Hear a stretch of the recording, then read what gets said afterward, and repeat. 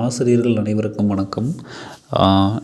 நியமன தேர்வு ஆல்ரெடி நிறைய ஆசிரியர்கள் வந்து பார்த்தீங்கன்னா எழுதியிருக்காங்க. ரிசல்ட்டுக்காக வந்து பார்த்தீங்கன்னா வெயிட் பண்ணிகிட்ருக்காங்க. அதுவுமே கவர்மெண்ட் வந்து ரிசல்ட்டை வெளியிடாமல் இருக்காங்க.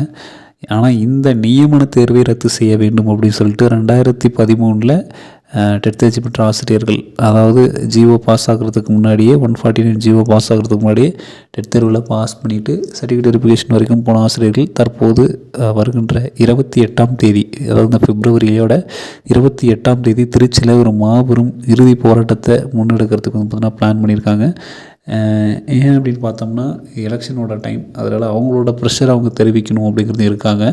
ஏன்னா அவங்களுக்கும் வந்து பார்த்தோன்னா வாக்குறுதி கொடுத்துருக்காங்க தேர்தல் அறிக்கையில்.